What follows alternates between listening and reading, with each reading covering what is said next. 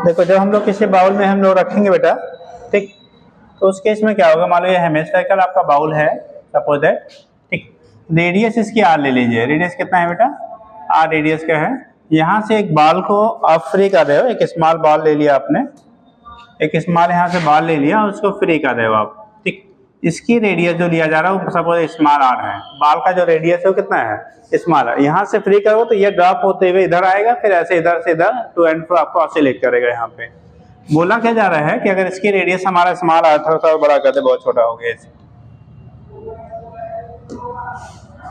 अगर इसकी रेडियस हमने सपोज दैट बेटा स्मॉल आर ले लिया, कितना ले लिया, स्मॉल आर ले लिया, तो उस कंडीशन में क्या होगा, यहाँ जब ये पहुंचेगा ना, ठीक, इसकी इस पोजीशन से जो डिस्टेंस इसके सेंटर ऑफ मास की होगी तो capital R minus small R होगा।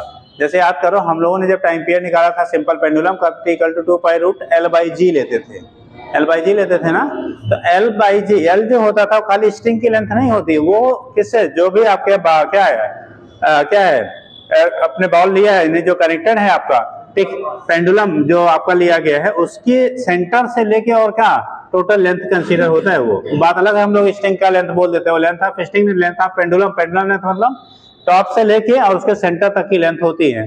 तो ऐसे जब यहाँ से फाइंड आउट करेंगे ना, तो ये रेडियस आपका आर है, तो यहाँ इस सेंटर इससे करस्पॉन्डिंग ऐसे ऑसिलेट हो रहा है, तो इससे ये जो डिस्टेंस बचेगा बेटा वो आर माइनस क्या बचेगा, स्मॉल आर बचेगा। भाई बेस से स्मॉल आर तो उसका सेंटर की डिस्टेंस हो गई, तो आर माइनस स्मॉल आर होगा। तो जो टाइम पीरियड आपका ऑसिलेशंस का होता है, तो टी की जो वैल्यू आपकी होगी नॉट डायरेक्टली केवल कैपिटल आर पे भी डिपेंड नहीं करेगा, डायरेक्टली केवल स्मॉल आर पे, आर माइनस आर के डिफरेंस पे डिपेंड करता है।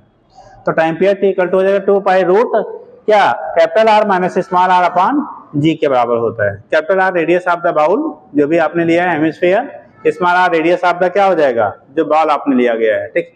तो लिखिएगा, हेडिंग कर लिया है SHM of small ball rolling down to क्या हेमिस्फेरिकल बाउल, ठीक। डायग्राम ऐसे बना लीजिए और डिस्टेंस दिखा देना बेटा।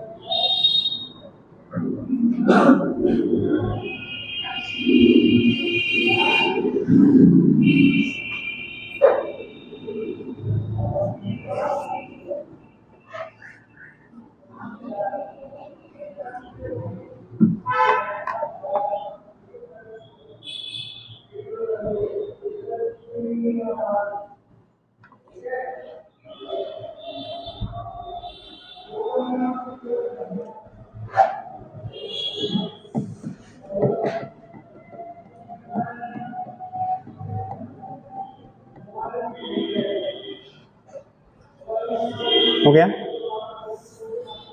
चल देखिए, तो ये कंडीशन आपका हो गया। यहाँ से आपने दिखा दिया टाइम पीरियड के format equal to 2 pi under R minus capital R minus small R upon क्या, तो टाइम पीरियड आपका होगा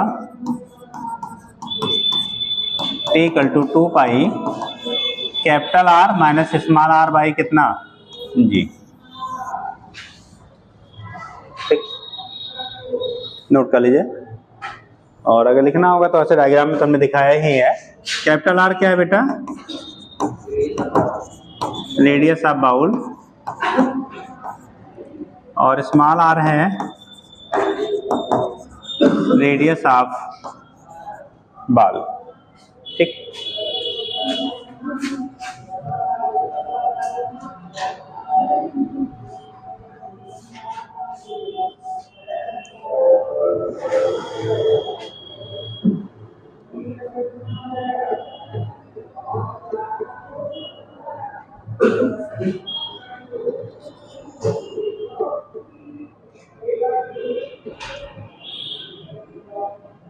गया?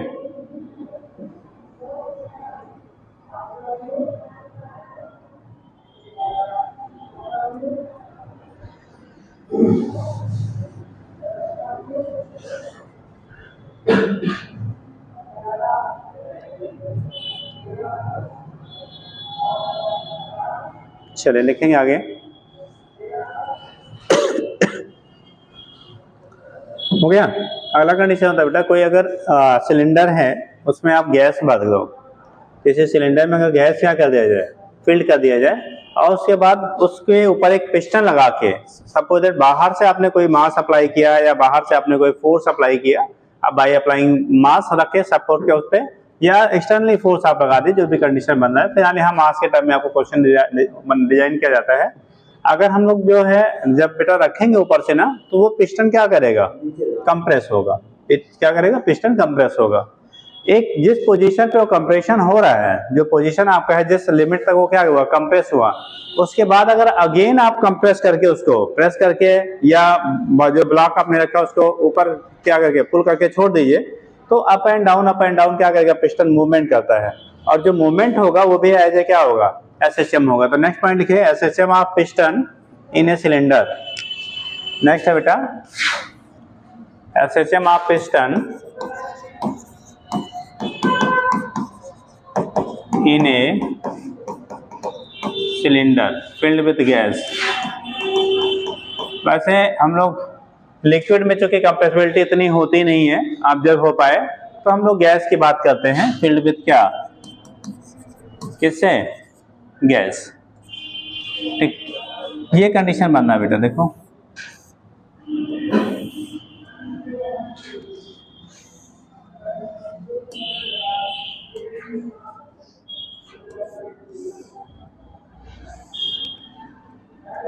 कोई पिस्टन है, इसमें गैस फिल्ड कर दिया आपने,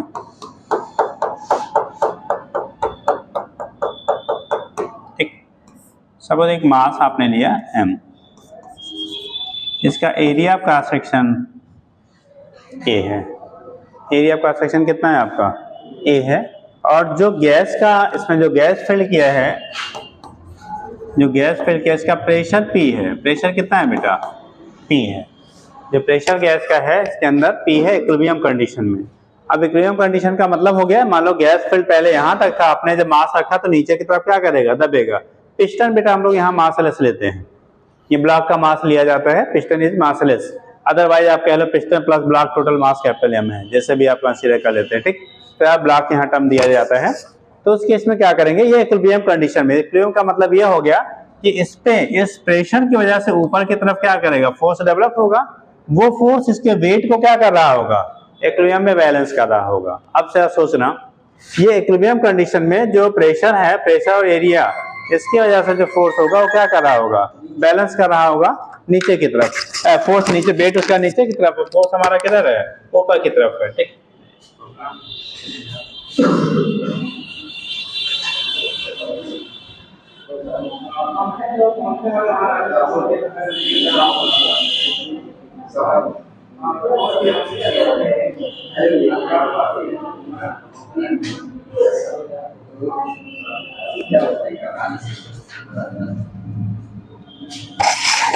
चलो, तो उस केस में क्या होगा बेटा, जब इसको आप अगेन कंप्रेस करेंगे ना, तो उस कंप्रेशन की वजह से क्या करेगा, ये प्रेशर की वैल्यू यहाँ बढ़ेगी, वॉल्यूम घटेगा तो प्रेशर बढ़ेगा, प्रेशर बढ़ेगा तो एक एक्स्ट्रा फोर्स और अपवर्ड लगेगा।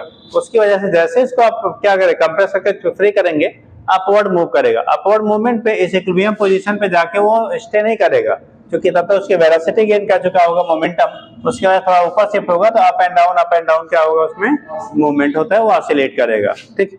अब यहाँ पे पूछा जाता है बेटा कि अगर इक्विलिब्रियम कंडीशन में, इसमें इक्विलिब्रियम कंडीशन में जो गैस फील्ड है उसकी इसमें लेंथ कह लो या हाइट कह लो, जिस भी टर्म में ले लीजिए, इसकी वैल्यू अगर h हो, मतलब h हाइट तक गैस अभी इक्विलिब्रियम कंडीशन में एग्जिस्ट कर रहा है, इसके अगेन आपने कंप्रेस किया, कंप्रेस करिए या क्या करिए, पुल कर दीजिए, तभी वही कंडीशन, पुल करेंगे तो ये एक्सपेंड करेगा गैस, और छोड़ेंगे तो फिर से क्या करेगा, कंप्रेस करेगा। लेकिन उस समय कंप्रेस करने पे यहाँ रुकेगा नहीं, फिर नीचे चला आएगा, तो अप एंड डाउन क्या करेगा, वो ऑसिलेट करेगा बेटा, ठीक। तो इस कंडीशन में क्या हो रहा है, बोला क्या जाता है जो टाइम पीरियड ऑफ ऑसिलेशंस होगा वो किन किन फैक्टर्स पर डिपेंड करेगा, ठीक। तो याद रखेंगे अगर गैसीय सिलेंडर है उसमें हम लोग पिस्टन के बॉब को ब्लॉक रख के ऑसिलेट करा दें तो टाइम पीरियड जो ऑसिलेशंस का होता है वो डिपेंड करेगा एक तो मास ऑफ द ब्लॉक का मास कितना है, जो यहाँ पे लेंथ है आपका है जहां तक आपका उसमें गैस फील्ड हो रही है उस पे एरिया ऑफ क्या क्रॉस सेक्शन। याद रखेंगे जो हाइट या लेंथ आपका है गैसियस क्या सिस्टम का वो इक्विलिब्रियम कंडीशन पे लिया जाता है, इक्विलिब्रियम कंडीशन पे, यानी कि जब हमने ब्लॉक को यहाँ पे जेंटली रखा, जेंटली मतलब बड़े आराम से रखने के बाद जिस पोजीशन पे इक्विलिब्रियम उसकी मेंटेन हो रही है वो आपकी यहाँ पे उसकी हाइट ली जाती है उस एयर कॉलम की, ठीक है। तो उस कंडीशन में वो आपका होगा हाइट। अब इन फैक्टर्स पे आपका टाइम पीरियड जो होता है वो डिपेंड करता है। तो टी की वैल्यू जब निकालते हैं basic formula T equal to 2 pi root L by G हम लोग कहते थे, ये लेते थे ना। अब कंडीशन क्या हो गया, एल की जो वैल्यू एल बाई जी लेते थे, जी हमारा एक्सीलरेशन होता था और एक्सीलरेशन के लिए रिस्पांसिबल फैक्टर होगा कितना, फोर्स जो डेवलप होगा। भाई अगर नीचे से फोर्स नहीं लगता तो ऑसिलेट होता नहीं, तो जो फोर्स लग रहा है जो मास का ऑसिलेशन हो रहा है उसका जो रेशियो होगा, यानी कि अगर हम ऐसा समझना चाहें फार्मूला हम लोग फिलहाल वैसे लिखेंगे लेकिन समझ लीजिए जो फोर्स का काम करेगा P इंटू ए, ये रिस्टोरिंग फोर्स का काम करेगा। मास हमारा कितना है m है, तो एक्सीलरेशन कितना होगा P a बाई कितना हो जाएगा m हो जाएगा। तो एक्सीलरेशन जहां L बाई जी कहते थे यहाँ पे आप अगर जी डैश ले लिए इसकी वैल्यू तो ये P a बाई m के क्या हो जाएगा बराबर होगा। तो टाइम पीरियड हम लोग T equal to 2 pi root L by G लेते थे, एल की जगह पे हाइट कितना है एच है, तो अगर लिखेंगे तो T equal to 2 pi root हम लोग एल की जगह पे होगा एच और जी की जगह पे होगा बेटा पी ए बाई कितना एम, ये एम कहाँ चला जाएगा ऊपर सेट करेंगे तो एम इंटू एच अपान कितना पी इंटू ए। तो टाइम पीरियड आपका ऑसिलेशंस का हो गया T equal to 2 pi root M H by P A. बात समझ में आया, ठीक। तो बेसिक जो हमारा फार्मूला है बेटा वहीं से सारी कंडीशंस हम लोग डिस्क्राइब करते हैं। फार्मूला जो बेसिक रिलेशन है उसी से सब बना हुआ है, लेकिन अलग अलग कंडीशन में वो रिफॉर्म हो जाता है। रिलेशन जो होगा फार्मूला होगा वो बदल जाएगा, लेकिन ओरिजिनेट जो होता है जो हमारा बेसिक फार्मूला था वहीं से होता है, ठीक है। नोट कर लीजिए। अगली बार आप दोनों लोगों को सीएम और पीएम का वो मिलेगा, पर्चा दाखिला करिएगा, कौन बनेगा पीएम कौन बनेगा सीएम, जैसे कौन बनेगा करोड़पति होता है ना, तो वैसे तुम लोग का इलेक्शन कराया जाएगा। हाँ ठीक।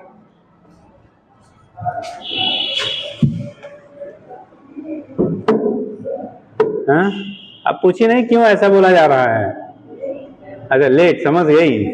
हाँ जैसे अक्सर जब टाइम होता है जो आने का नेताजी लोग का उससे बिलो क्या थोड़ा सा लेट ही रहते हैं, उसका रीजन भी है, कई रीजन होते हैं इसकी वजह से लेट किए जाते हैं, होते नहीं किए जाते हैं, ठीक है।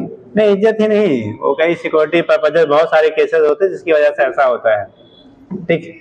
जैसे अगर आपको कोई ब्लास्ट करने के लिए टाइमिंग लगाया हुआ है तो पहले तक वक्त जाता, हाँ सेफ जोन में है ना, तो बहुत सारी चीजें होती हैं। हाँ बेटा अच्छा कोचिंग से आती है, कौन सी कोचिंग से, कितने बजे छूटता है, कितने बजे छूटता है, कहाँ पे, अच्छा केडीसी के पास है, तो 15 मिनट आने में जाता होगा। अच्छा घर से आती है, अच्छा दीदी जिससे, दीदी कौन है जी, अच्छा आप दीदी हो, छोटी है, लगती तो उल्टा है जी। चलो ठीक कोई बात नहीं, हो गया बेटा। तो ये कंडीशन आपका होता है टाइम पीरियड ऑसिलेशंस का, इसके बेस पे हम लोग यहाँ से डिसाइड कर देते हैं, ठीक। तो डॉक्टरों को तो अभी कंप्यूटर की बहुत जरूरत नहीं है, एडिशनल नॉलेज, चलो ठीक। हाँ तो जो आपका लिखिए बेटा, मतलब कोई भी नॉलेज नुकसान नहीं करता है, बट यह है कि अपना जो मेन क्या एम हो वो बहुत जरूरी है। उससे भी जरूरी है कि पहले कुछ बन जा, है ना। हाँ नहीं वो पढ़ाई है अच्छी बात है, बस तो एक टारगेट अचीव होने के बाद सेकेंडरी टारगेट को हम प्रेफर करते हैं, है ना। चलिए ठीक, तो ये केस आपका होता है, यहाँ से हम लोग क्या डिसाइड कर लेते हैं क्या होगा, उसके बेस पे प्रेजेंटेशन हो जाता है, ठीक। आगे लिखिएगा, कर लेंगे। तो ये टाइम पीरियड हो गया यार, यम क्या है, mass of block with piston, मतलब टोटल मास से ले लेते हैं हम लोग, ठीक। अगर पिस्टन को मास लेंगे तो ब्लॉक का mass, otherwise mass with total piston और ब्लॉक टोटल मास आप लेंगे। एरिया आपका सेक्शन पिस्टन का हो गया। एच आपका होता है क्या, हाइट आप किसका, एयर कॉलम, जो सिलेंडर में हाइट है कॉलम का, वो हम लोग बेटा ले लेते हैं एच। पूरे सिलेंडर का हाइट नहीं लेते, ध्यान रखिएगा, कहीं कहीं हाइट ऑफ सिलेंडर लिख दिया जाता है। क्या लिख देते हैं, height of cylinder. Height of cylinder नहीं है, हाइट ऑफ क्या है, gaseous column in equilibrium condition, वो भी इक्विलिब्रियम पे जब है तब, ठीक। और बाकी आपका मास वगैरह ही है। चलिए, तो ये तो कंडीशन हो गया बेटा कि अगर हम लोग फाइंड आउट करते हैं तो कैसे टाइम पीरियड निकालेंगे, ठीक। आगे एक बार पहले ऑलरेडी आपको करा चुके हैं कि अगर किसी टनल बना दिया जाए अर्थ में, फिर वहाँ इनफाइनाइट लेंथ के टाइम में अभी बोला था ना पीछे, ठीक। तो अगर कोई टनल बना दिया, टनल मतलब सुरंग, अगर अर्थ के अक्रॉस एक टनल बना दिया जाए तो उस केस में अगर किसी भी ऑब्जेक्ट को आप ड्रॉप कर देंगे बेटा उस टनल में, तो वो ऑसिलेट करेगा। और ऑसिलेशन का रीजन है वो समझ लीजिए, थोड़ा सा हेडिंग करिएगा, नेक्स्ट हेडिंग करिए, ये हो गया ना। नेक्स्ट लिखिएगा, SHM of a body in, SHM of a body in a tunnel,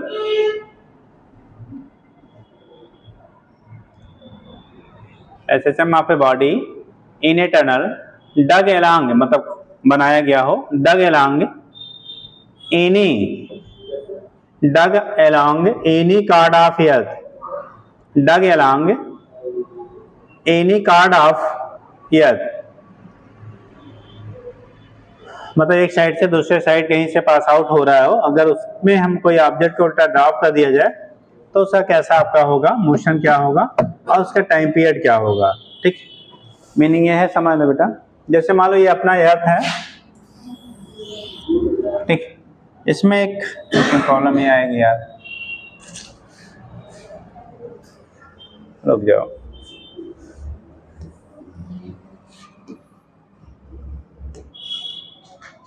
दो पार्ट में बनाते हैं क्योंकि यहाँ बीच में बेटा इरेज होने का पास वो नहीं रहता है।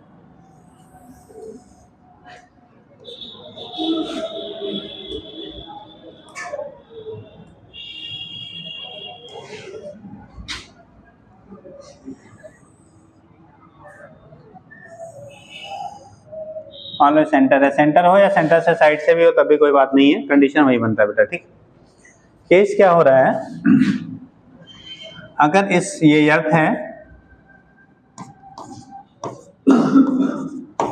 अर्थ के अलग एक टनल बना दिया जाए बेटा, और उस टनल में किसी भी ऑब्जेक्ट को आप क्या करिए, ड्रॉप कर दीजिए। जब ड्रॉप करेंगे, ठीक, उस केस में अगर कोई भी ऑब्जेक्ट आप ड्रॉप कर रहे हैं इसमें, सपोज दैट ये ऑब्जेक्ट है, ठीक, इस केस में ड्रॉप करेंगे, सेंटर मान लो हम थोड़ा सा हटा के आपको समझाने के लिए ले लें, सेंटर मान लो हमारा ये है, ठीक। जब ड्रॉप करेंगे, आपको इतना तो पता है ग्रेविटेशन में सबने पढ़ा कि अर्थ की टेंडेंसी होती है हर ऑब्जेक्ट को अपने सेंटर की तरफ अट्रैक्ट करता है। बात अलग, हम लोग सरफेस पे आके अटक जाते हैं ना, नीचे जाने के लिए अवेलेबिलिटी नहीं रहती, यानी कह लो क्या नहीं अंदर जा सकते, बट उसका टेंडेंसी किधर खींचने का है, सरफेस नहीं, टुवर्ड सेंटर होता है। यानी अर्थ जो है हर ऑब्जेक्ट को, ईच एंड एवरी ऑब्जेक्ट को कहाँ पे, टुवर्ड्स किधर, सेंटर की तरफ पुल करता है, जो भी उसके ग्रेविटेशनल फील्ड में एग्जिस्ट करेगा या लाई करेगा बेटा। अब ये इसे इधर की तरफ खींच रहा है, मान लो इसको हम अगर ड्रा कर ले,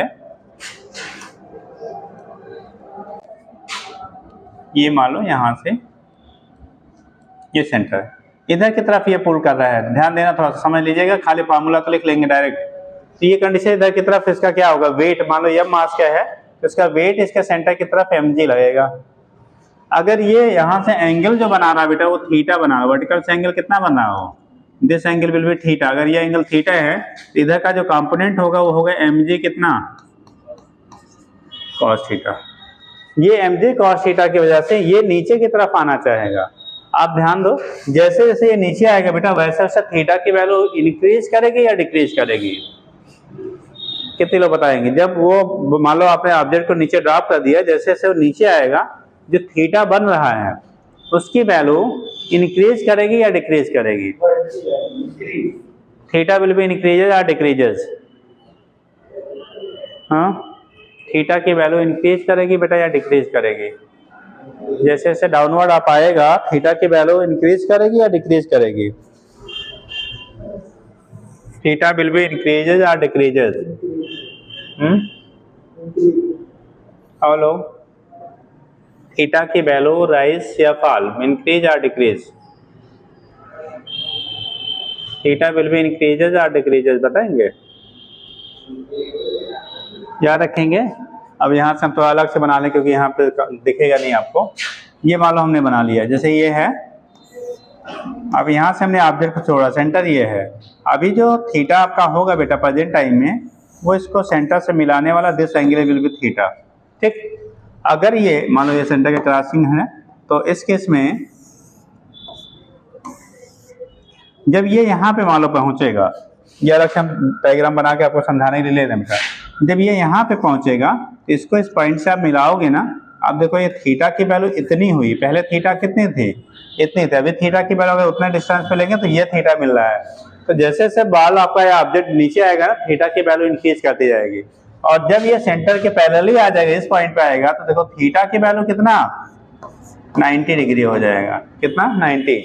और इधर जो वेट लग रहा था, फोर्स, ये इसको नीचे लाने वाली जो टेंडेंसी जिसकी थीरिस्टोनी कह लीजिए, वो mg cos थीटा था। और जब थीटा की वैल्यू ये सेंटर पे पहुंचेगा यहाँ पर, तो उस केस में थीटा कितना हो जाएगा 90, और उस केस में लगने वाला फोर्स की वैल्यू 0। लेकिन जब इस ब्लॉक को आपने यहाँ से ड्रॉप किया बेटा, तो यहाँ जब पहुंचेगा तो तब तक उसका कोई ना कोई मोमेंटम गेन कर लेगा, क्योंकि डाउनवर्ड आ रहा है ना, तो वेलोसिटी गेन करेगा तो उसका मोमेंटम होगा। उस मोमेंटम की वजह से यहाँ रुकेगा नहीं, फिर कहाँ आना शुरू करेगा, वो नीचे की तरफ। अब जैसे जैसे फिर नीचे आना शुरू करेगा, मान लो हमने क्या कलर यूज किया जाए यार, सपोज दैट यहाँ पर पहुंचे, इस पॉइंट पे आप पहुंचेंगे तो थीटा की वैल्यू देखो आपका क्या कर रहा है, इंक्रीज कर रहा है। थीटा नाइज किया, यहाँ पे पहुंच के थीटा की वैल्यू आपकी 90 हो रही है। जब 90 होगा तो इस समय यहाँ पे फोर्स की जो वैल्यू होगी सेंटर पे, ये 0 हो जाएगा। नेट फोर्स क्या हो गया उस समय 0। लेकिन वेट की वजह से ये बॉल कहाँ आएगा, नीचे की तरफ, और जैसे ये नीचे की तरफ चलना शुरू करेगा, देखो एंगल जो आपका हो रहा है वो क्या हो रहा है, बड़ा, मान लो सेंटर हमने ये ले लिया है, एंगल की वैल्यू क्या हो रही है आपकी, इंक्रीज कर रही है। लेकिन अब इस इधर से एंगल बन रहा है ना ऊपर से, तो फोर्स कितना लगेगा, इस डायरेक्शन में आएगा mg, और इसका कंपोनेंट किधर लगना शुरू होगा, ऊपर की तरफ लगना शुरू होगा। ये जब ऊपर की तरफ लगेगा बेटा, तो इसकी वेलोसिटी धीरे धीरे रिड्यूस करेगी, आप वेलोसिटी को घटाएगा। मतलब जब सेंटर से ऊपर था तो इस फोर्स की वजह से, वेट के कंपोनेंट की वजह से वेलोसिटी बढ़ रही थी। जब सेंटर के पैरेलल ही आ गया तो उस केस में उस समय फोर्स 0 हो गया, यानी एक्सेलरेशन उस स्टैंड के लिए 0 होगा।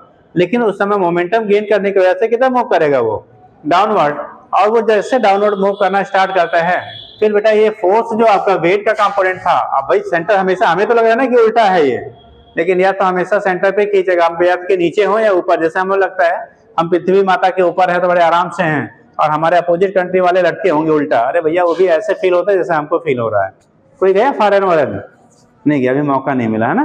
तो अब जब जाएंगे बाय द फ्यूचर में, तो उस कंडीशन में जो फीलिंग हमें अपने यहाँ की पृथ्वी ऐसे ही है, वैसे वहां भी फीलिंग होती है। ऐसा नहीं कि हमारे पीछे वाला अपोजिट कंट्री क्या है, उसका पैर नीचे होगा सर ऊपर होगा, ऐसा नहीं है। सब उल्टे ही नहीं रहेंगे, ऐसे ही सिचुएशन में रहते हैं। वो हमें खाली फीलिंग होता है कि ऐसा होता होगा। तो जैसे हम अभी लगा रहे हैं कि वेट हमारा इधर लग रहा है, तो सोच रहे हैं वेट तो अभी तक पड़ा था नीचे लगता है, अरे ये एक्चुअल में नीचे ही लग रहा है, पृथ्वी के सेंटर की तरफ ही लग रहा है, हमें फील हो रहा है उल्टा। ठीक, तो वेट किधर लगना शुरू हो गया, इस डायरेक्शन में। इसका कंपोनेंट अब ऊपर की तरफ लगेगा, और ये जो कंपोनेंट होगा वो वेलोसिटी को घटाएगा, और आते आते घटते घटते जितनी लेवल से आपने गिराया था, जब ये यहाँ पे पहुंचेगा ना, तो उसकी वेलोसिटी एक बार अगेन क्या हो जाएगी, यहाँ पहुंचने के बाद इसकी वेलोसिटी 0 होगी, और ये फोर्स की वैल्यू mg फिर से ऊपर की तरफ ही लगेगा, और इस कंपोनेंट की वजह से ये किधर जाना शुरू करेगा, ऊपर। तो इसी जो आपने टर्न बनाया है, उसमें अप एंड डाउन जो आपका क्या है, बॉडी है, वो ऑसिलेट होने लगता है। और उसका जो टाइम पीरियड आपका होता है, वो अगर रेडियस हमने अर्थ का r ही लिया है, तो टाइम पीरियड का पावर T=2π√re/g, जो अभी पीछे हम इनफाइनाइट लेंथ ऑफ वाला स्ट्रिंग में किया गया था। ठीक, तो फार्मूला वही बनता है, और टाइम पीरियड आपको वही मिलता है, सब कुछ वही है, केवल हमारा क्या एक्सप्लेनेशन बदल जाता है। तो टाइम पीरियड का जो फार्मूला लेता है T=2π कितना आता है re/g। कॉन्सेप्ट ये होता है बेटा इसके ऑसिलेशंस का, इसके बेस पे वो अप एंड डाउन क्या करता है, ऑसिलेट करता है, उसकी वजह से उसको हम लोग SHM बोलते हैं, याद रहेगा। तो अगर आपको T=2π√re/g है, तो याद करो पीछे वाला जब हम लोग इनफाइनाइट लेंथ का पेंडुलम के लिए निकाला था, तो फाइनल फार्मूला आया था T=2π√re/g, और उसके इसमें वैल्यू पुट करने पे कितने लोग को याद है टाइम पीरियड कितना आया था भैया, कितना आया था 5026 सेकेंड अप्रोक्सीमेटली, या इसी को आपने 84.6 क्या लिया था, मिनट लंबा लिया था, इसी को आपने 1.4 आवर ले लिया था, हुआ था ना। तो ये कंडीशन आपका होता है, यानी टाइम पीरियड का जो फार्मूला आपका आएगा वो अगर आपने एक टनल बना दिया जाए तो इस मेथड से आपका क्या होगा, वो परमानेंटली ऑसिलेट करेगा। वन टाइम इन्वेस्टमेंट है, एक बार टनल बनवाओ और जिंदगी भर क्या करो, पीढ़ी दर पीढ़ी क्या करिए, कमाइए। ये आपको क्या करना है, जर्नी करना। अभी 1.5 घंटे के पहले 1 घंटा 4 मिनट कितने में, 1.4 आवर्स में लौट के पृथ्वी का पूरा चक्कर मार के नीचे से ऊपर तक आ जाएंगे, है ना। खुदारी शुरू किया जाए, क्यों जी, हाँ, पीढ़ी दर पीढ़ी कमाएगी आप। एक बार बनाओ फिर, हाँ, और ना तो फ्यूल लगेगा ना ही कुछ, बस एक बार बनाने की जरूरत है। पॉसिबल है क्या, कैसे ट्राई करो, हाँ, क्या चीज, कंक्रीट की दीवारें डालो तुम भी, और क्या, मेटल लाओ ऐसा जो मेल्ट ना करे।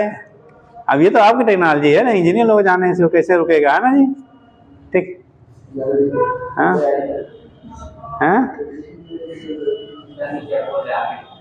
बोला बनाओ, ये आएगा झूला झूलने फिर आपका, हाँ हाँ, हो गया जी, समझ गए। तो ये कंडीशन होता है बेटा, अगर टनल आप फॉर्म कर देंगे तो उसमें टाइम पीरियड जो ऑसिलेशंस का होगा इसके बेस पर रिप्रेजेंट कर लेते हैं।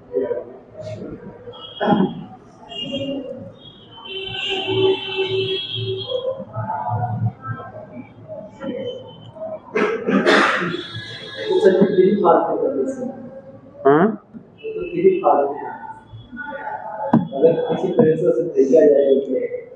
प्रेशर नहीं, खाली टपका देना है, वो अपने आएगा, हाँ, और जल्दी जाएगा, हाँ, लेकिन जाके नीचे पर पकड़ा जाएगा।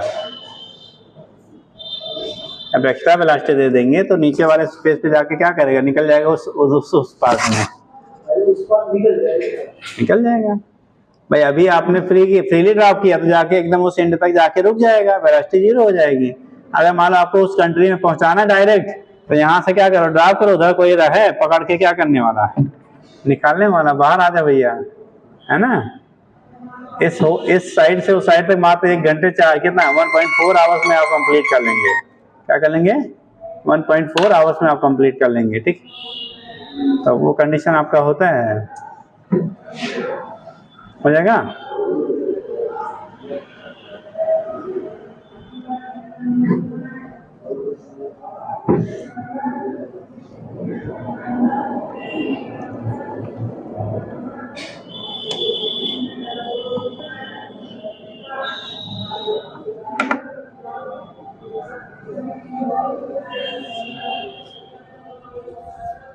चलिए ठीक, तो वैल्यू टाइम पीरियड का कितना हो गया, T = 1.4 आवर के क्या होगा, बराबर होगा। तो यहाँ से हम लोग निकाल लेते क्या होगा। एक टर्म आपने सुना होगा, फिलहाल अभी तो है वो कर दिया गया है, बट कभी कभी फिर भी पूछ लेते हैं, टार्सियोनल पेंडुलम सुना है, टार्सियोनल पेंडुलम, पढ़ा है, सुने हैं, कितने लोगों ने सुना बेटा, और कितने लोगों ने देखा है, हाँ। देखो होता क्या है बेटा, इसमें किसी ऑब्जेक्ट को हम लोग क्या करते हैं, इसे स्ट्रिंग से सस्पेंड कर दिया जाता है और उस ऑब्जेक्ट को रोटेट करते हैं। जैसे मान लो कोई डिस्क है, ऐसे मान लो कॉपी से बेटा, ये सपोज कॉपी है, वैसे डिस्क वहां पे लेते हैं, इसको हमने किसी स्ट्रिंग से, मान लो स्ट्रिंग है, स्ट्रिंग से इसको कनेक्ट करके हैंग कर दिया। अब ये मान लो ऐसे इक्विलिब्रियम में है, ठीक, और इसमें ट्विस्ट मतलब इसको जब हम घुमाएंगे ना, ये घूमेगा तो इसमें क्या होगा, ट्विस्ट, हिंदी में कहते हैं ऐठन, ठीक, तो ट्विस्ट डेवलप होगा। उस ट्विस्ट को ऐसे ऐसे घुमा के आप छोड़ोगे ना, तो ये फिर से कहाँ आएगा, अपनी पोजीशन, लेकिन यहाँ रुके नहीं, क्योंकि आते आते क्या करेगा, मोमेंटम गेन कर लेगा, फिर इधर चला जाएगा। तो इस तरह से यूं टू एंड फ्रो क्या करेगा, ये मूव करता रहेगा। तो इसके मोशन को भी हम लोग क्या कहते हैं, SHM कह लेते हैं। अब कंडीशन क्या होता है कि अगर आपका मोमेंट ऑफ इनर्शिया जो स्ट्रिंग है या रॉड है, जो भी लेते हैं स्ट्रिंग ही हम बोलते हैं, उसके अगर मोमेंट ऑफ इनर्शिया वायर की आई हो, ठीक, क्या हो, मोमेंट ऑफ इनर्शिया की जो वैल्यू वायर डिस्क क्या है, उसका डिस्क क्या है, वो आई है, और जो उसका वायर लिया गया था, वायर के लिए जो हमारी इलास्टिक मॉडुलस ऑफ इलास्टिसिटी है, मॉडुलस ऑफ क्या, इलास्टिसिटी ईटा है, लेंथ वायर का L है, और टॉर्सियोनल कांस्टेंट की वैल्यू C है। कितना हो, टॉर्सियोनल कांस्टेंट की वैल्यू C हो, तो उस कंडीशन में टी की वैल्यू जो आती है T equal to 2 pi root I by C के बराबर होता है। कितना? आई बाई सी। आई है moment of inertia of disc बेटा, और जो सी होता है उसे को टार्सियोनल कांस्टेंट कहते हैं, और टार्सियोनल कांस्टेंट सी की वैल्यू जो होती है वो डिपेंड करता है जो वायर है उसकी लेंथ पे, उसकी रेडियस पे, और मॉडुलस ऑफ इलास्टिसिटी जो आपको ईटा दिया गया उसकी वैल्यू पे। तो उसी को फॉर्मुलेट करके हम लोग निकालते हैं। थोड़ा सा लिख लीजिए चार्ट में, देखिए टार्सियोनल पेंडुलम या टार्सनल पेंडुलम को लोग बोल लेते हैं, जो भी आप सेशन सुने होंगे, TORSIONAL torsional pendulum, torsional pendulum हो गया। टॉर्शनल पेंडुलम लिखिएगा, in a torsional pendulum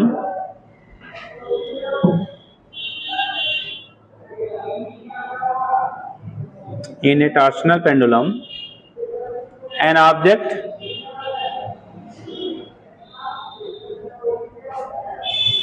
is suspended from a wire, an object is suspended from a wire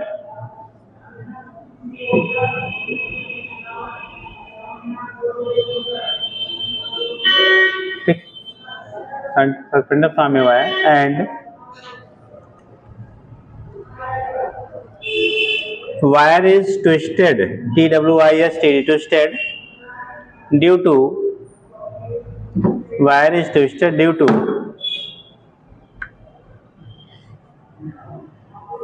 elasticity of due to its elasticity कर दो बेटा, twisted due to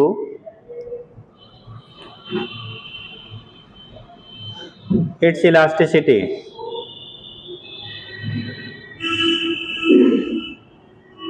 and develop a restoring torque and develop a restoring torque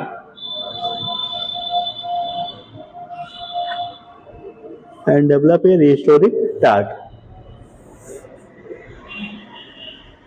हो गया। Develop a restoring torque देखिए tau equal to C into theta, जितना आप घुमाओगे उसको इक्विलिब्रियम कंडीशन से एक tau equal to C into theta देखिएगा। एंड डायग्राम बना दें, मान लो बेटा ये वायर है एक,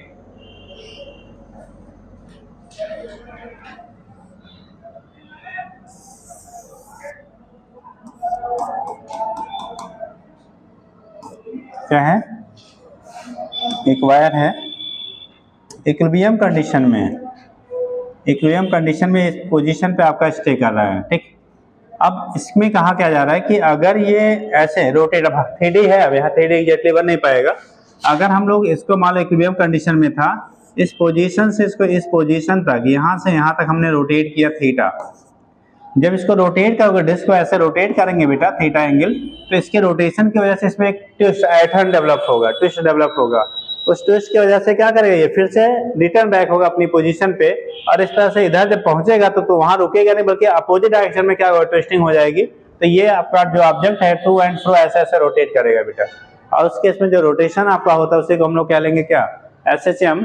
तो अगर लेंथ आपका L है, मोमेंट ऑफ इनर्शिया इसका क्या, सॉरी मोमेंट ऑफ इनर्शिया जिसका I है, लेंथ इसका L है वायर का, और जो मोमेंट ऑफ इनर्शिया इसका है डिस्क का, ये I है, ठीक। एंगुलर ट्विस्ट हमने क्या किया, थीटा किया, तो यहाँ जो टॉर्क डेवलप होगा, टाउ की वैल्यू जो होती है वो C इंटू थीटा के क्या होगा, बराबर। एक रिलेशन तो हमारा ये मिल जाता है बेटा। दूसरा जो टाइम पीरियड होगा, time period moment of inertia जो है, और जो हमारा क्या है C जो होता है उसी को टार्सियोनल कांस्टेंट ऑफ वायर कहते हैं, उन दोनों पे डिपेंड करता है। तो यहाँ पे जो टाइम पीरियड लिखेंगे तो T बराबर होता है बेटा 2 पाई रूट I अपान कितना, C। I जो है मोमेंट ऑफ क्या, इनर्शिया ऑफ डिस्क, C इसी को टार्सियोनल क्या बोलेंगे बेटा, कांस्टेंट कह लीजिए, या टार्सियोनल कांस्टेंट ठीक है उसी टर्म में, टार्सियोनल क्या कांस्टेंट कह लेंगे। और वैल्यू जो होती है इसकी जो वैल्यू होती है C इक्वल टू, जब हम लोग डिसाइड करते हैं बेटा, तो जो टार्सियोनल कांस्टेंट C की वैल्यू होती है वो डिपेंड करता है रेडियस ऑफ द वायर ठीक, क्या हो गया, जो आपने रेडियस लिया और दूसरा कंडीशन आपका होगा जो कोफिशिएंट ऑफ इलास्टिसिटी होगी किसके, वायर की, और तीसरा कंडीशन आपका होता है उसके जो लेंथ है उसके इनवर्सली प्रोपोर्शन। तो आता है सी की जो वैल्यू होती है पाई ईटा आर के पावर 4/2l होता है बेटा। अगर हम लोग पुट करते हैं तो pi into eta into R के पावर 4/2l लिख दें, पाई ईटा आर के पावर 4/2l। ये वैल्यू हमारा हो गया इसका सी की वैल्यू। तो अगर यहाँ से सब्स्टिट्यूट करना चाहेंगे ये वैल्यू पुट करके वहां से वैल्यू कैलकुलेट किया जाता है। अगर आपको निकालना है टाइम पीरियड की वैल्यू क्या होगी इसके ऑसिलेशंस की, याद रखेंगे ईटा मॉडुलस ऑफ इलास्टिसिटी वायर का है, आर रेडियस ऑफ वायर है, डिस्क नहीं, ये ऑब्जेक्ट का नहीं होता है। तो लिख लीजिएगा, नोट कर लीजिए, जैसे आप भी डायग्राम बना लो, थोड़ा सा लिख दे कौन क्या है, eta modulus of elasticity of wire, मतलब वायर मटेरियल जो है, आर रेडियस ऑफ वायर, और यल जो है बेटा ये लेंथ ऑफ वायर है।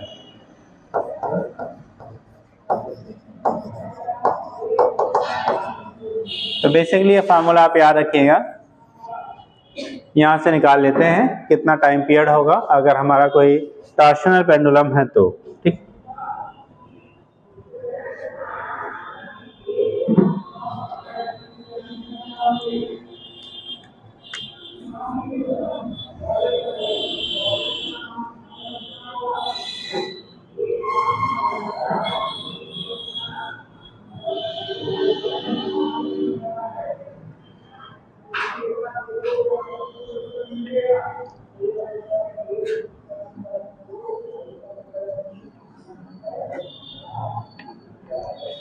ये सारे एक्स्ट्रा रेडीमेड कंडीशन हैं, ठीक, याद रखिएगा।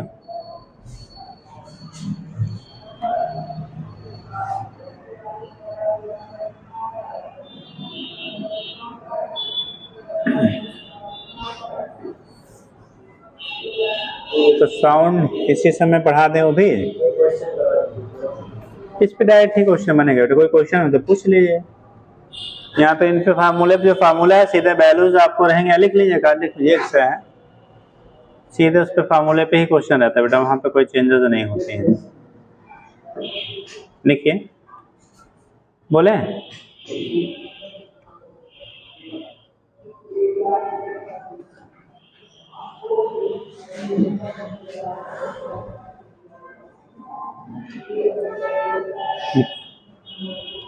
determine time period of oscillations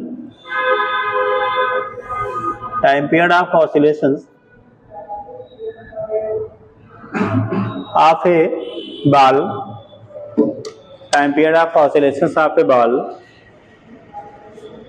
oscillating in a oscillation of ball having कर लो, having radius 10 centimeter, having radius 10 centimeter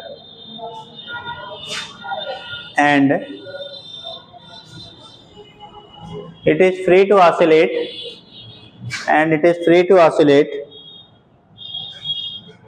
in a hemispherical bowl, in a hemispherical bowl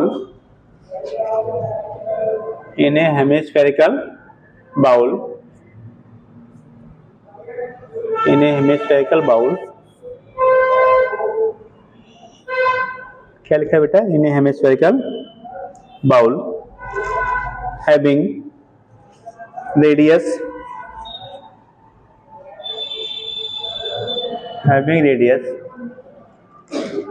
1.1 meter, 1.1 meter,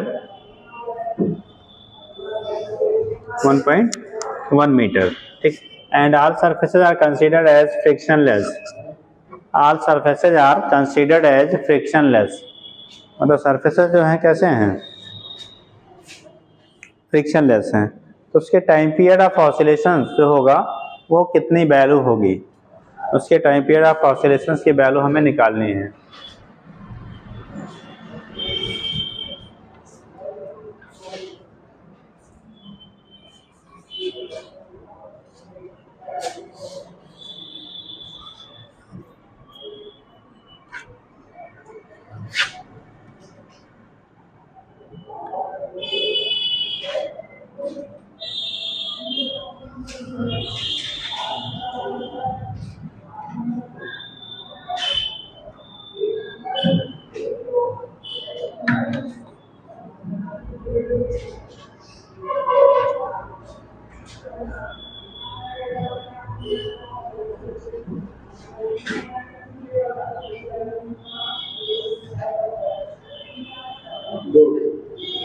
है बेटा।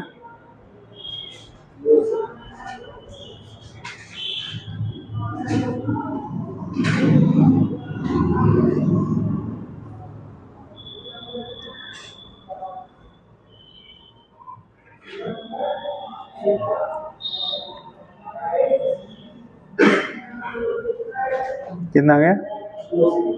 2।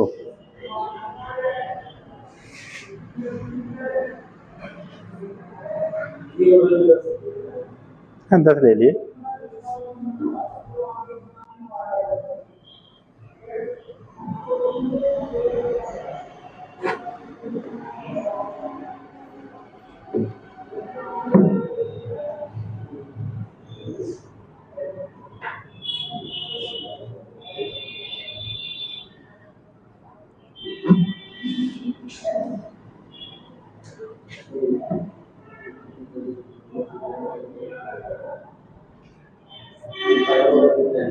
बेटा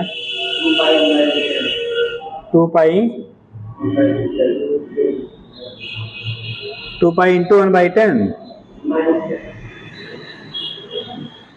आपका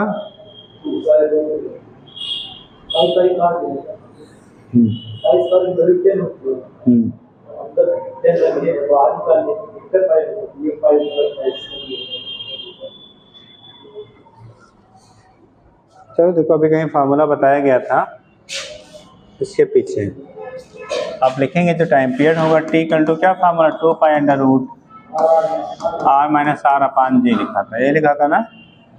तो क्या बेटा 2 पाई अंडर रूट r की value और स्मॉल r की वैल्यू 10 सेंटीमीटर था ना। 10 सेंटीमीटर मतलब क्या हो गया? 0.1 मीटर हो गया। तो अपान जी का मान कितना है? आप 10 ले लेते हैं तो ये वैल्यू ऊपर हो गया 1 बेटा। 2 pi value 3.14 into 1 upon root 10, 1 upon 10 को बाहर लेंगे तो वैल्यू लगभग 2 पॉइंट कितना होता है? 3.14 के बराबर वो भी हो जाएगा। तो ये आएगा 2 इंटू 3.14 अपान 3.14 अप्रॉक्सीमेटली। ये वैल्यू हम 1 ले लेंगे तो अप्रॉक्सीमेटली 2 सेकेंड के क्या हो गया? बराबर। मतलब ये जो काम करेगा उसका टाइम पीरियड कितना हो गया? 2 सेकेंड।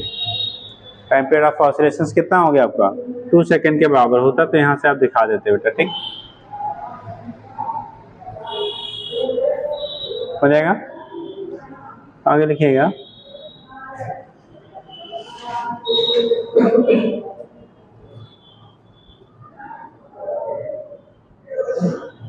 ये सिंपल पेंडुलम, ये फार्मूला सीधे है। ये सिंपल पेंडुलम हाँ is suspended from the roof of a trolley, is suspended from the roof of a trolley, from a roof of a trolley which move, roof of a trolley which move in a horizontal, which move in a horizontal direction with an acceleration a, which move in a horizontal direction with acceleration a, then the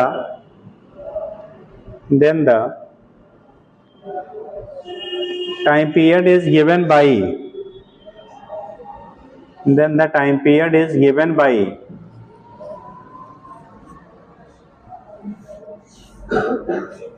then the time period is given by, उसका जो time period होगा वो हम लोग कैसे determine करेंगे? then the time period is given by,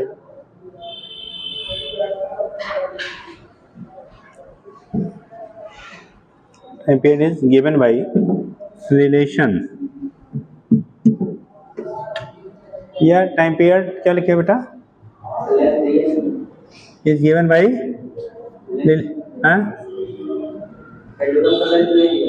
खाली formula पूछा है, फार्मूला क्या बनेगा उसके लिए वो पूछा गया है, उसमें मैग्नीट्यूड से मतलब नहीं है।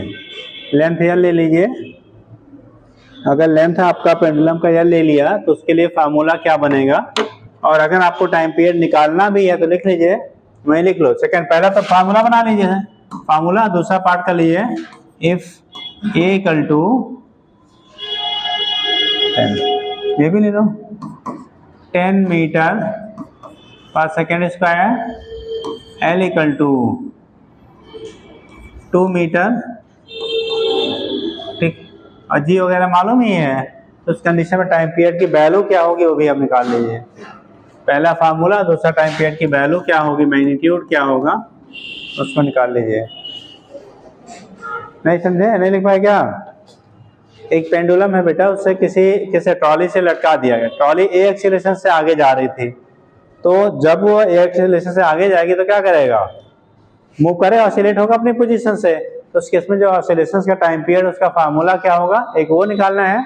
दूसरा, उसका अगर ए की वैल्यू जो एक्सीलरेशन है वो 10 मीटर पर सेकेंड स्क्वायर दे दिया जाए, और जी की वैल्यू भी यहाँ 10 ले लीजिएगा, 10 मीटर पर सेकेंड स्क्वायर अगर कंसीडर किया जाए, तो उसका टाइम पीरियड क्या होगा, अगर लेंथ आपका जो दिया गया वो 2 मीटर दिया गया हो।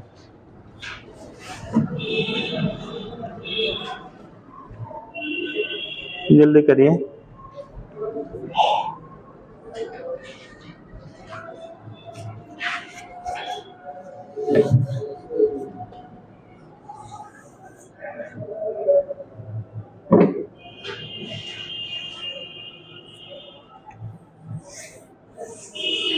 या आप थोड़ा सा और वो कर लीजिए, लेंथ की वैल्यू हम √2 ले लें, थोड़ा सा कैलकुलेशन और आसान हो जाएगा।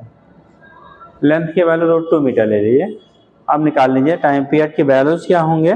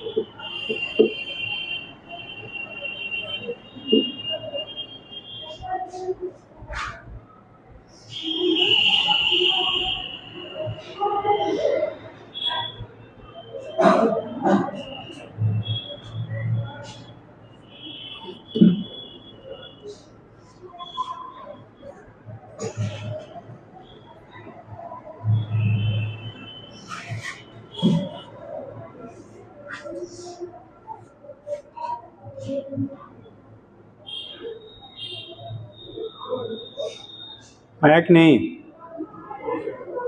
हाँ, 2 सेकेंड ही आ गया। और क्वेश्चन क्या बनाया?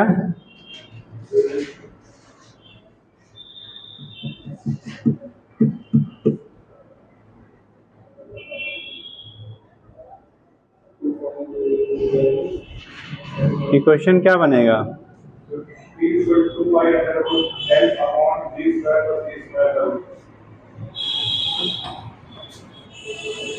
T equal to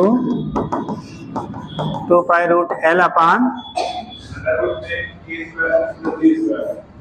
A square plus g square plus A square, बस यही है ना बेटा। हो क्या रहा है, मान लो ये आपकी ट्रॉली थी, ये ए एक्सीलरेशन से आगे जा रहा है, यहाँ से जब लटकाओगे, अगर रुका होता तो यहीं रहता, लेकिन जब ये क्या करेगा, ये एक्सीलरेशन से आगे की तरफ ट्रॉली मूव करेगी, तो इस पर ए किधर लगेगा, पीछे की तरफ। जी किधर लग रहा है, जी इधर लगा, ए इधर, तो इसका रिजल्टेंट एक्सीलरेशन किधर हो जाएगा, जी डैश की वैल्यू ये आएगी ना, और इसकी वैल्यू दोनों परपेंडिकुलर है, तो √g² प्लस ए स्क्वायर क्या हो जाएगा, बराबर हो जाएगा। तो जहाँ जी रखते हैं तो उसके जगह पर √g² प्लस क्या रख लेंगे, ए स्क्वायर। अब वैल्यू आप पुट कर लीजिए, ये तो फार्मूला बन गया बेटा, दिस इज द फार्मूला। और टाइम मिलेगा 2 पाई एल की वैल्यू √2 अपान जी की वैल्यू भी कितना है, 10 का स्क्वायर प्लस 10 का स्क्वायर, 100 प्लस 100 मतलब 200। 200 को लिख सकते हैं 10√2 लिख सकते हैं ना। इसको लिखा जा सकता है बेटा 2 × पाई × √2 अपान 10√2, ये √2 क्या हो गया, कैंसिल। और 1/10 रूट की वैल्यू जो होती है वो क्या पाई के बराबर हो जाएगा, ये वैल्यू हो जाएगी t equal to 2 into 3.14 into 2.14 लिखा बेटा, 2 इंटू 3.14 इंटू 1/3 पॉइंट कितना, ये वैल्यू 1 हो गया, दैट इज यहाँ भी आ गया कितना 2 सेकेंड। बस यहाँ हमें फार्मूला डिस्क्राइब करना था, फार्मूला क्या बनेगा, ठीक है, फार्मूला क्या बनेगा उसके बेस पे आप फिर यहाँ से कैलकुलेट कर लेते हैं। चलिए, और किसी का डाउट हो तो पूछ लीजिए, नहीं तो फिर आगे शुरू करें। एनी डाउट है भैया किसी का? चलिए, मतलब ओके है। हाँ,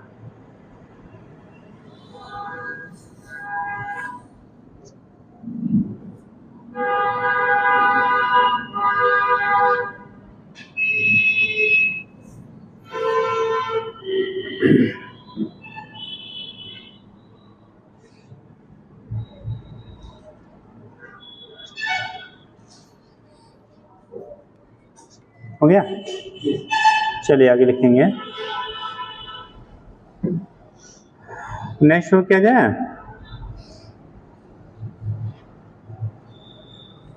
अब अगला पार्ट आपका लास्ट यूनिट यहाँ पे बच रहा है क्या, वेव। और सेशन तो हमने पढ़ ही लिया, वेव एंड साउंड, साउंड हटा दिया गया है तो बचा क्या, वेव। ठीक, दे खत्म ही हो जाए। हाँ फिर देखा जाएगा ना। देखो अगला chapter wave, wave Doppler effect वगैरह रिमूव कर दिया बेटा ना, है सिलेबस यहाँ क्या रिमूव कर दिया गया है, जो सबसे ज्यादा पूछा जाता था उसे उड़ा दिया गया, बच्चे ज्यादा जान गया था उसको। ठीक, तो लिखो, हेडिंग करिएगा वेव।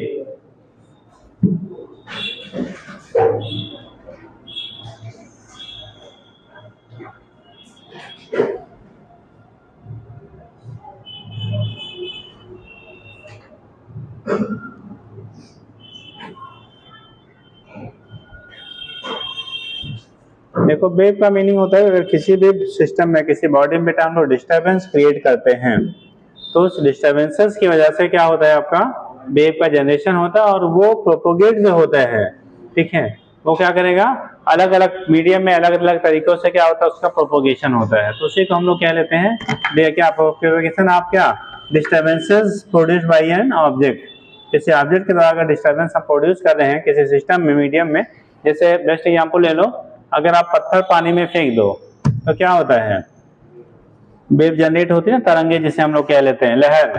ठीक, तो क्या कहता है, किनारों तक जाता है और हमें ऐसा फील होता है कि जहां हमने पत्थर को फेंका था वहां से वाटर एंड तक जाता है, ऐसा होता है क्या, केवल एनर्जी ट्रांसमिट होती है, वहां पे क्या ट्रांसमिशन हो रहा है, केवल एनर्जी का ट्रांसमिशन होता है, एक्चुअल मॉलिक्यूल आप पे मूव नहीं करते हैं। ठीक है, और प्रैक्टिकल करना हो तो घर में एक टब में पानी भर लो और छोटा सा पत्थर फेंकना, तो पूरा ईंट मत फेंक देना, पूरा पानी बाहर आ जाए। ठीक, और पेपर के टुकड़े उसमें फाड़ के क्या कर दिए, रख दीजिए। अब बहुत बड़ा फेंक देंगे तो पूरा इधर उधर हो जाएगा, पर अगर जेंटली कोई छोटा सा रखेंगे तो उस कंडीशन में क्या होगा, वो अपनी पोजीशन पे अप एंड डाउन होके रुक जाता है, वो आगे मूव नहीं करता है। ठीक है, तो वो केसेस आपकी जो होती हैं, इस तरह से जो भी डिस्टर्बेंसेस डिफरेंट हम सिस्टम में करते हैं, ठीक, तो जो डिस्टर्बेंस हमारी क्या कर रही है, अराइज हो रही है, प्रोड्यूस हो रही है, शिफ्टिंग हो रही है, उसी को हम लोग कह लेते हैं क्या, वेव कह लेंगे। ठीक, इक्विलिब्रियम में अगर हम लोग कोई डिस्टर्बेंस क्रिएट करेंगे किसी सिस्टम में तो वहां से वेव का क्या करता है, वो जनरेशन आपका होता है। ठीक,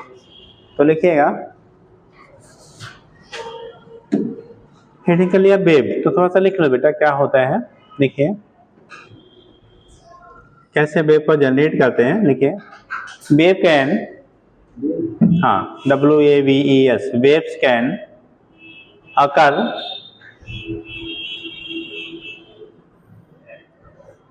whenever a system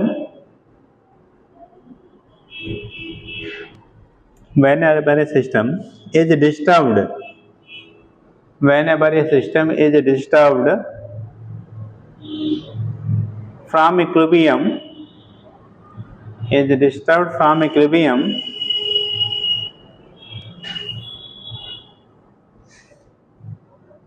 and when the disturbance can travel करना, propagate करना, जो भी कर लो, when the disturbance can travel from one region to other,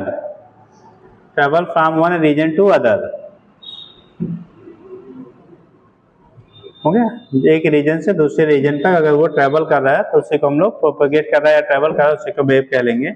next line से लिखिएगा, नेक्स्ट लाइन से कलर पेन चाहिए यूज कर लो। Wave can carry, next line से लिखो बेटा, wave can carry energy and momentum both, wave can carry energy and momentum both.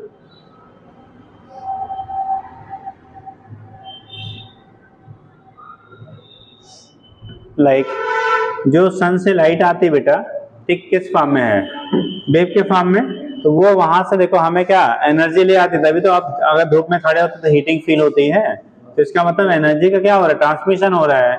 और उसके बेस पे आप देखते होंगे बहुत सारी चीजें हमारी ऑपरेट होती हैं, तो उस कंडीशन उसके बेस पे हम लोग मास पे मोमेंटम को भी एक्सप्लेन करते हैं।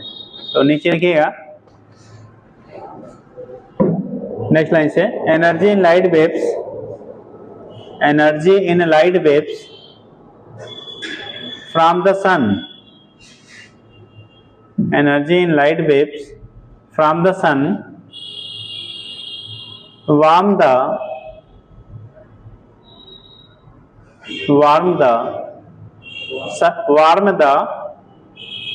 surface of our planet,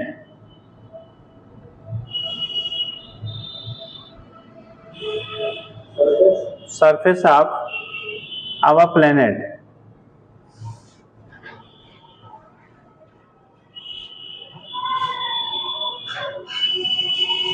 surface of our क्या बेटा, प्लेनेट। ठीक, इस तरह से हमारा कहाँ से सन से आपके प्लेनेट तक क्या कहता है, एनर्जी का ट्रांसमिशन आपका होता है।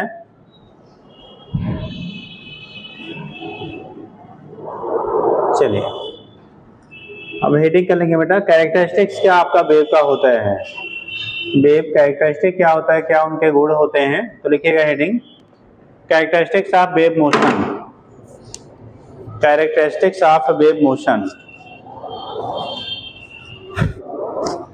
Characteristics of wave motion.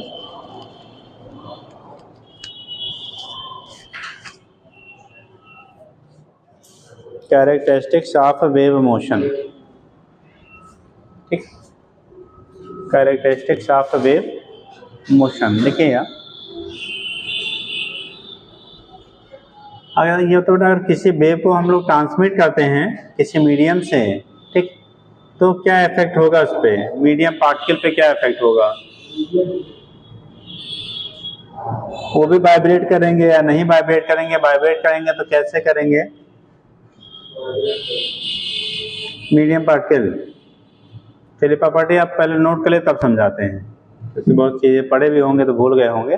पहले प्रॉपर्टी आप कैरेक्टरिस्टिक्स नोट कर लीजिए बेटा, फिर उसको एक्सप्लेन करते हैं। लिखिएगा, व्हेन ए वेव पासेस, लिखो बेटा, when a wave passes through a medium, when a wave passes through a medium, तो particle of the medium, particle of the medium vibrate simple harmonically, vibrate simple harmonically about their mean position, simple harmonically about their mean position,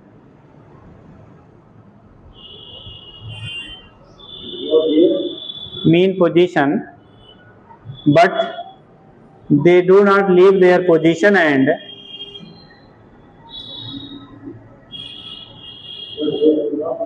leave their position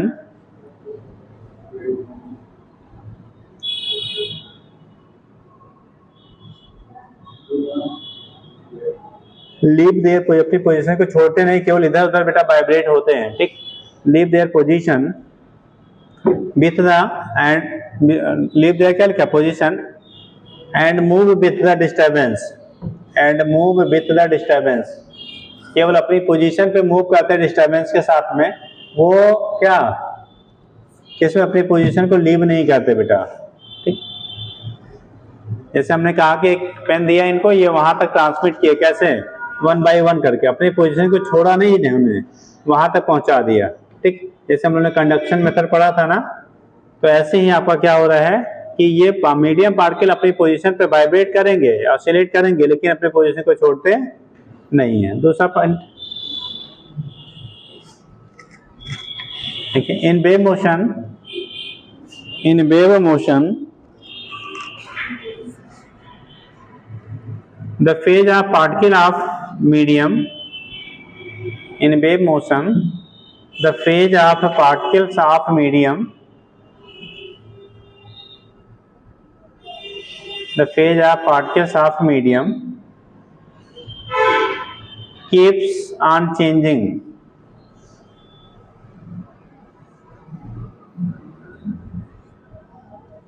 in wave motion the phase of particles of क्या, medium, keeps on क्या, किसमें, changing, ठीक।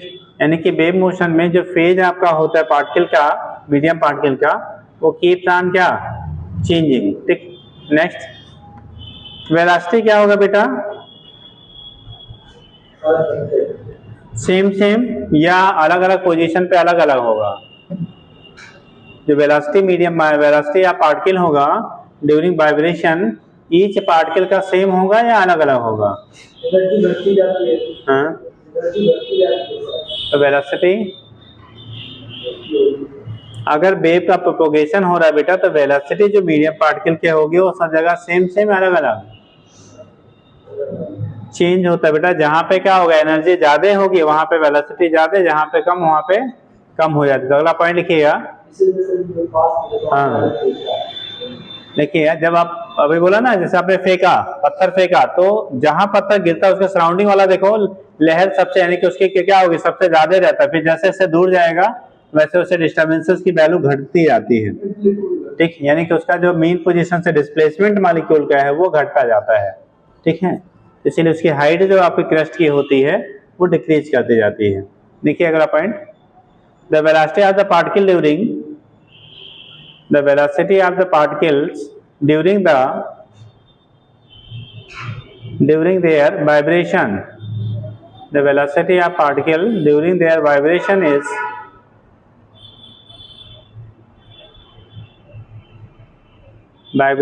different at different position, is different at different position,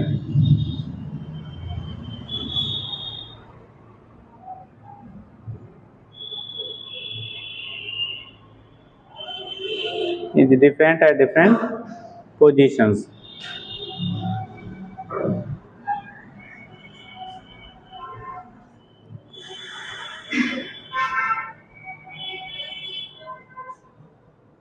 हो गया, आगे लिखिएगा, the energy is, अगला point, the energy is propagated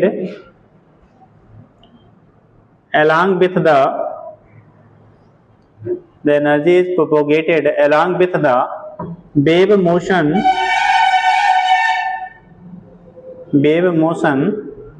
without any net transport of matter, without any transport of matter, यानी matter बिना ट्रांसपोर्ट हुए move किए energy का क्या करता है, वो ट्रांसफर करता है। यानी कि जो मॉलिक्यूल होंगे वो एनर्जी को ट्रांसफर करेंगे विदाउट मैटर के ट्रांसमिशन, बिना मैटर ट्रांसफर हुए एनर्जी का क्या हो जाता है, आपका ट्रांसफर हो जाता है, ठीक। आगे, for the propagation of wave,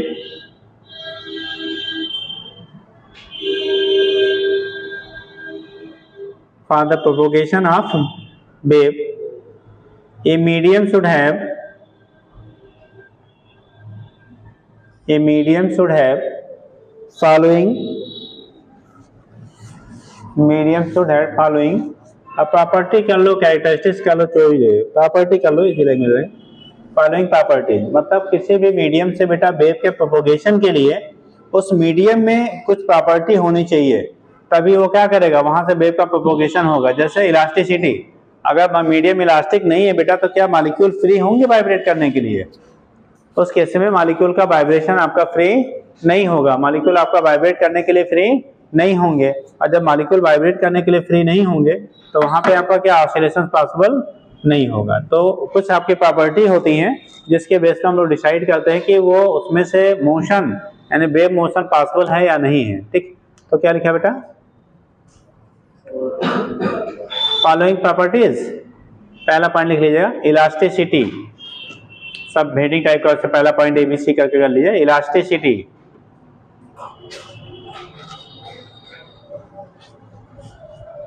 देखिए इट इज नेसेसरी, मतलब मीडियम पार्टिकल जो है उसमें इलास्टिसिटी होनी चाहिए। It is necessary so that particle can, so that particles can return to their mean position, so that particle can return to their mean position after having been displaced from there, after having been displaced from there, after having been displaced from there, so that particle can return to their mean position after having been displaced from there. displaced from क्या हो गया, there। दूसरा लिखिएगा inertia. अच्छा, inertia का role होगा कि नहीं बेटा? अगर इनर्शिया नहीं होगा तो मीडियम पार्टिकल परमानेंटली डिस्प्लेस हो जाएंगे, जबकि हम लोगों ने कैरेक्टरिस्टिक में क्या पढ़ा, मीडियम पार्टिकल डिस्प्लेस नहीं होते, केवल एनर्जी को ट्रांसफर करते हैं। तो मीडियम पार्टिकल डिस्प्लेसमेंट तभी नहीं होगा जब वो अपनी इनर्शिया को मेंटेन रखेंगे। ठीक, तो लिखिएगा सेकेंड पॉइंट इनर्शिया। देखिए it is also necessary so that particle can, it is also necessary so that particle can store energy, it is also necessary so that particle can store energy and overshoot their mean position, and overshoot their mean position, and overshoot their mean position। हो गया, and overshoot their mean position। अगला friction जरूरी होगा या नहीं बेटा? Friction मतलब जो मीडियम पार्टिकल होंगे उनके बीच में ज्यादा होना चाहिए, high low? Friction minimum friction हो या मैक्सिमम? मिनिमम या मैक्सिमम? सोच से बताते, जनरल चीजें हैं यार। अगर वेव प्रोपोगेट हो रहा है तो उस कंडीशन में जो मीडियम पार्टिकल है उसमें फ्रिक्शन की वैल्यू मिनिमम होनी चाहिए या मैक्सिमम होनी चाहिए? हाँ, मिनिमम फ्रिक्शन होनी चाहिए। फ्रिक्शन लेस होगा तो इनर्शिया मेंटेन नहीं होगा, लेकिन वो मिनिमम हो, मैक्सिमम होगा तो एनर्जी लॉस बहुत ज्यादा हो जाएगी। तो एनर्जी कंजर्व रहे, एनर्जी के लॉसेज ना हो, उसके लिए उनके बीच में फ्रिक्शन की वैल्यू बेटा मिनिमम होनी चाहिए। तो अगला पॉइंट लिखिएगा, अच्छा सीधे लिख लो, minimum friction among the, minimum friction required कर लो, minimum friction required among the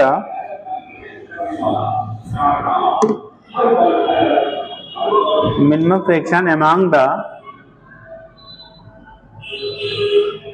particle of the medium, among the particle of the medium। Medium जो पार्टिकल है उनमें हमारा फ्रिक्शन की वैल्यू कैसी होनी चाहिए? मिनिमम। और डेंसिटी हर जगह अलग अलग हो या यूनिफॉर्म? डेंसिटी क्राइटेरिया क्या होगा बेटा, यूनिफॉर्म या डिफरेंट डिफरेंट? डेंसिटी यूनिफॉर्म लेते हैं तभी प्रॉपर्ली आपका प्रोपोगेशन हो पाता है। अगर नॉन यूनिफॉर्म होगा, जैसे मान लो अगर पानी है उधर कीचड़ है, तो प्रॉपर वेव प्रोपोगेट होगा? नहीं होगा। तो उस केस में डेंसिटी जो होना चाहिए पूरे मीडियम में वो यूनिफॉर्म होना चाहिए। तो अगला पॉइंट लेगा, यूनिफॉर्म डेंसिटी ऑफ द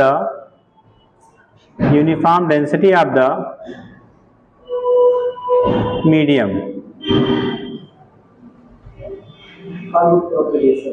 ठीक, हाँ, uniform density of the medium, यानी प्रॉपर प्रोपोगेशन के लिए जो डेंसिटी आपकी होनी चाहिए वो बेटा हर जगह कैसा हो, यूनिफॉर्म हो।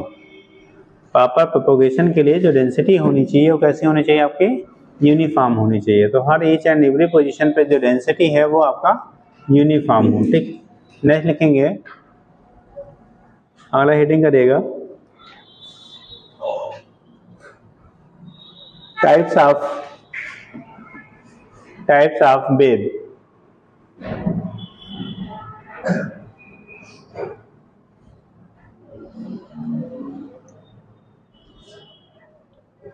अब इनमें जो वेव का कैटेगराइजेशन किया जाता है बेटा, अलग अलग बेसिस पे कराते हैं हम लोग।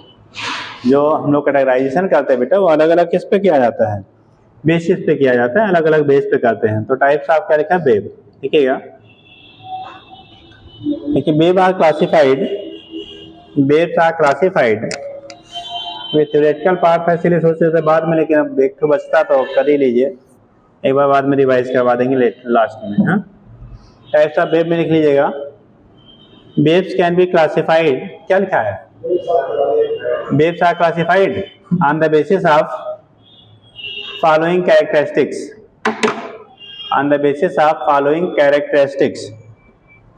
अलग अलग कैरेक्टर के बेस पे हम लोग वेव्स को क्लासीफाई करते हैं। पहला लिखिएगा,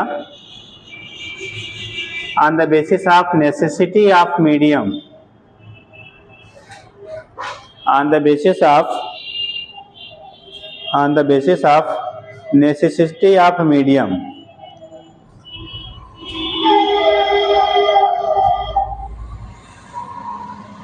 on the basis of necessity of medium, on the basis of necessity of medium।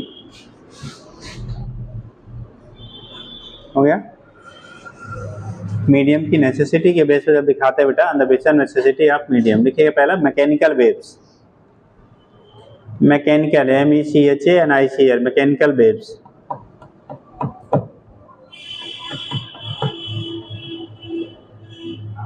Mechanical waves, कितने भी मैकेनिकल वेव होंगे उसमें मीडियम का क्या है, होना कंपलसरी है, जैसे साउंड वेव। अब साउंड प्रोपोगेट करना तो विदाउट मीडियम पॉसिबल नहीं होगा। हम बोल रहे हैं आप तक ये तभी पहुंच पा रहा है जब यहाँ पे मीडियम है। अगर मीडियम एब्सेंट होता तो आपका कभी भी साउंड आप तक पहुंचता नहीं। क्या लाइट वेव के लिए भी मीडियम की नेसेसरी है? नहीं। तो जो नहीं नेसेसरी, जहाँ पर उसे नॉन मैकेनिकल वेव कहेंगे बेटा, और जिसके प्रोपोगेशन के लिए मीडियम की क्या है, नेसेसिटी है, जरूरत है, उसे हम लोग मैकेनिकल वेव कह लेंगे। ठीक, तो लिखिएगा, क्या लिखा, on the basis of necessity of क्या, मीडियम। पहला क्या लिखा, मैकेनिकल वेव लिखा है ना, तो लिखिएगा, देखिए for propagation of wave medium is required,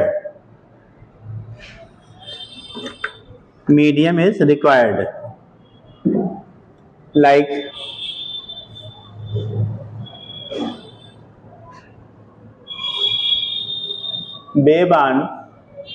waves on string, धागों में। जैसे एक साइड से अगर मान लो दोनों एक स्ट्रिंग को इधर से बांध दिया जाए बेटा, एक साइड ऐसे हिट करिए, ठीक, तो उस केस में वाइब्रेशन कहाँ पे, उस एंड तक जाता है। घर पे कर सकते हैं, धागे ले लीजिए, एक साइड इधर कर लीजिए, एक साइड दोनों फिक्स कर दीजिए, और एक साइड में किसी रॉड से अगर ऐसे हिट करिए तो वाइब्रेशन जो होगा वो उस एंड तक जाता है। छोटे रेंज होंगे, हो सकता है खेले हों, लेकिन अब तो गेम मोबाइल और तो उसका हो गया है, तो पुराने गेम भूल गए। पहले बच्चे क्या करते, धागे को एक उधर पकड़ता था, एक उधर, दूसरा क्या बीच से ऐसे खींच के छोड़ देता था, वाइब्रेट होता था। हाँ, क्यों? अरे नहीं, 19 क्या है पूछ रहे हैं, आपने भी खेला? हाँ, फोन करते थे हेलो, उसके भी वाइब्रेशन जाते थे, मतलब जानते नहीं थे लेकिन फिर भी हम लोग ऐसा करते थे। ठीक, तो ठीक है, तो ये चीजें आपकी जो होती है बेटा वो कहलाती है हमारे मैकेनिकल। तो लिखो waves on string and spring, waves on string, STRING, string and spring. दूसरा sound waves, sound waves comma waves on water surface, sound waves comma waves on water surface, ETC कर लो यार।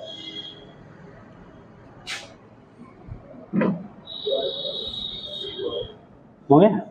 तो इनके लिए मीडियम की requirement है बेटा, तो मीडियम रिक्वायर्ड है, इसीलिए हम लोग क्या कहते हैं इसे? मैकेनिकल कहते हैं। क्या कहेंगे? Mechanical wave. दूसरा ऐसे होंगे जहाँ पे मीडियम की रिक्वायरमेंट नहीं है तो उसे नॉन मैकेनिकल कहेंगे। तो दूसरा लिखिएगा, दूसरा हेडिंग बेटा non mechanical waves, non mechanical waves.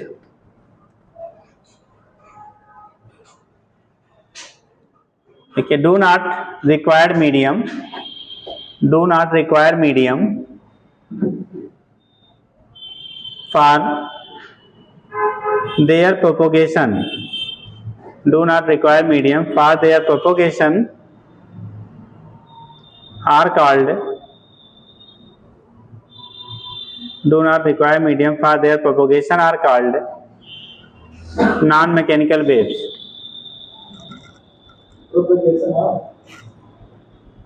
do not require क्या?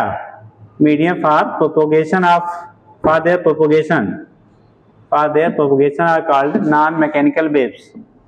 जिनके प्रोपोगेशन के लिए हमें मीडियम की रिक्वायरमेंट बेटा नहीं होता है उसे हम लोग कहते हैं नॉन मैकेनिकल वेव्स। ठीक, अभी बोला क्या?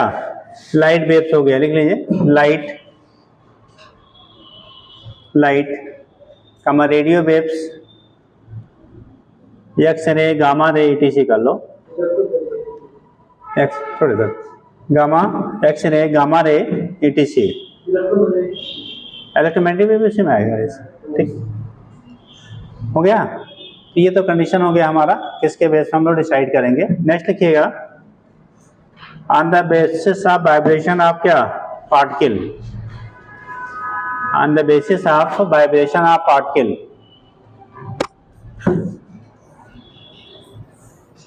हो गया? अब कहिए इसको ऐसे बेटा, आपको सेंड कर दे लिख लेंगे, समझाना थोड़ा सा हो जाएगा, लिखना वैसे ही, उसमें कोई चेंजेस नहीं होंगे, हम आपको घर से भेज देंगे। ठीक, तो आप खाली क्या करिएगा, ग्रुप में भेज देंगे, नोट कर लीजिएगा, समझा देंगे, क्योंकि वो ऐसे पॉइंट पॉइंट हमें क्या करना पड़ेगा, लिखाना पड़ेगा, तो टाइम भी फालतू किल होगा। ठीक है, कर लेंगे? अरे कल छुट्टी ही है तो भेज देंगे, तो आप कर डालिएगा।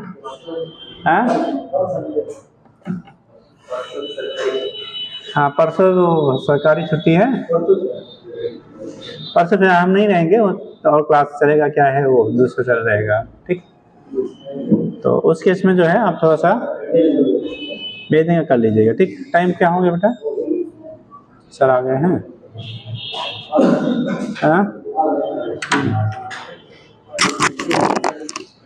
चलिए ठीक, आपका देता हूँ।